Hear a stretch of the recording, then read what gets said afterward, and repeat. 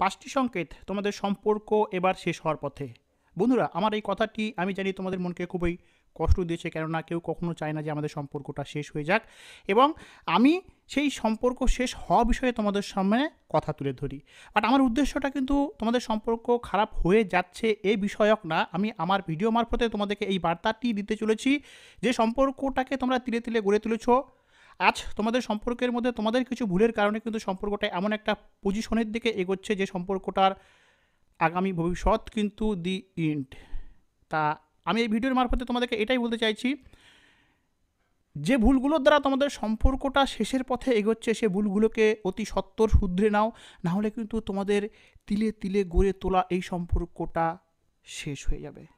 Number 1, যখনই তুমি কথা বলতে যাও তখনই কিন্তু ডিসকাশনের জায়গায় আর্গুমেন্টস হতে লাগে এবং ঝগড়া শুরু হয়ে যায়।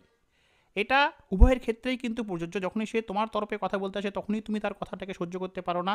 তুমি তোমার তরফ থেকে যখন তাকে কোনো কিছু বলতে যাও সেও কিন্তু তোমার কথাটাকে সুন্দরভাবে নেয় না। তোমাদের উভয়ের মধ্যে কিন্তু ডিসকাশনের জায়গায় আর্গুমেন্টটাই বেশি হয়, ঝগড়াটাই বেশি হয়, এবং সম্পর্কের মধ্যে কিন্তু এই সমস্ত বিষয়গুলো হতেই পারে। এটা কিন্তু এমন কোনো বড় বিষয় না, বাট এই বিষয়টা যখন কন্টিনিউয়াসলি হতে শুরু করে তখনই কিন্তু এই বিষয়টা এমন একটা পর্যায়ে গিয়ে দাঁড়ায় যখন এর কিন্তু কোনো সুরাহা পাওয়া যায় না। নাম্বার 2, তোমরা একে অপরের সঙ্গে কোনো কথা ডিসকাস করতে ভয় পাও। লক্ষ্য করে দেখবে এমন সম্পর্ক রয়েছে যে সমস্ত সম্পর্কের মধ্যে কিন্তু একে অপরের সঙ্গে কথা বলতে গেলে ঝগড়া, একে অপরের প্রতি কমপ্লেন, এই সমস্ত বিষয়গুলোই কিন্তু বেশি হয়, যে জন্যই কিন্তু একে অপরের সঙ্গে কথা বলা বিষয়টা প্রায় বন্ধই থাকে মাসের পর মাস। তারা কিন্তু সম্পূর্ণই সাইলেন্ট অবস্থায় থাকে। একটা কথা বলো, সাইলেন্ট অবস্থায় থাকার ফলে কি এই সমস্যার সমাধান বেরিয়ে আসে?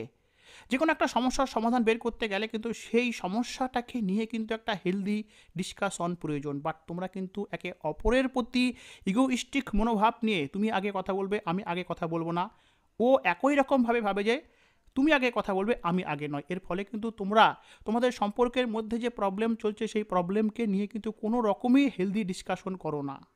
তুমি নিজের কাছে নিজেই ডিটাচ ফিল করতে শুরু করেছো, নিজেকে নিজের মাঝেই হারিয়ে ফেলতে বসেছো।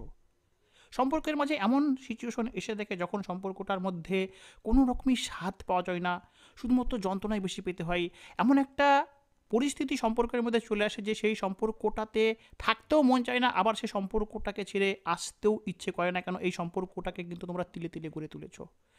সে মানুষটার সঙ্গে কথা বলতে গেলে ঝগড়াঝাটি, মান অভিমান ইত্যাদি লেগেই থাকে, যে জন্য তোমার তরফ থেকে আর ইচ্ছে করে না যে সম্পর্কটাকে ঠিক করব, আবার সম্পর্কটা যে নষ্ট হয়ে যাচ্ছে সে বিষয়েও কিন্তু তুমি ভয়ে ভীত থাকো। আস্তে আস্তে তুমি এসব বিষয়কে নিয়ে অতিরিক্ত ভাবতে ভাবতে তুমি নিজেকে নিজের মাঝেই হারাতে শুরু করেছো। সম্পর্কটার মধ্যে থাকাকালীন কিন্তু তোমরা একে অপরের ফিলিংসের প্রতি কোনোই গুরুত্ব দিচ্ছ না, শুধুমাত্র নিজের নিজের ফিলিংসকে নিয়ে তোমরা ব্যস্ত থাকো। একটা সম্পর্কে থাকাকালীন কিন্তু নিজের ফিলিংসের থেকে সামনেকার মানুষটার ফিলিংসের প্রতি বেশি গুরুত্ব দেওয়া উচিত। একইভাবে সেই মানুষটারও কিন্তু একই দায়িত্ব পালন করা উচিত, তোমার ফিলিংসের প্রতি তার গুরুত্ব দেওয়া উচিত। এভাবেই কিন্তু সম্পর্কটার মধ্যে একটা মিষ্টতা বজায় থাকে।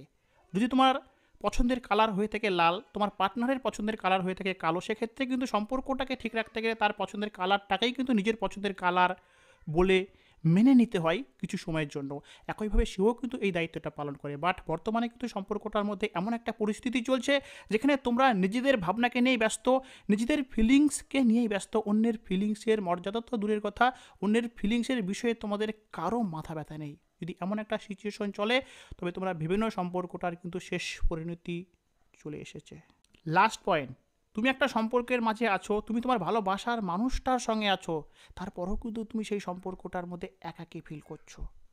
যে মানুষটা একসময় তোমার কাছে সবচাইতে প্রিয় মানুষ ছিল, যে মানুষটাকে দেখার জন্য তুমি সর্বদাই অপেক্ষা করতে, আজ সে মানুষটা তোমার সঙ্গে থাকাকালীনও কিন্তু তুমি একাকিত্বে ভোগো, একাকী ফিল করো। ভাবো তো, যে মানুষটার জন্য তুমি পৃথিবীর মধ্যে সবচাইতে নিজেকে সৌভাগ্যবান মনে করতে, আজ সেই সম্পর্কটার মধ্যে সে মানুষটা তোমার সঙ্গে থাকাকালীনও তুমি কিন্তু একাকী বোধ করছো, একাকিত্বে ভুগছো। যদি তুমি তোমার সম্পর্কটার মধ্যে এমন একটা পরিস্থিতিতে চলে আসো তবে কিন্তু তুমি ভেবে নাও যে তোমাদের সম্পর্কটার শেষ পরিণতি চলে এসেছে। তো বন্ধুরা, এই ছিল আজকের ভিডিওর মোট 5টা পয়েন্ট।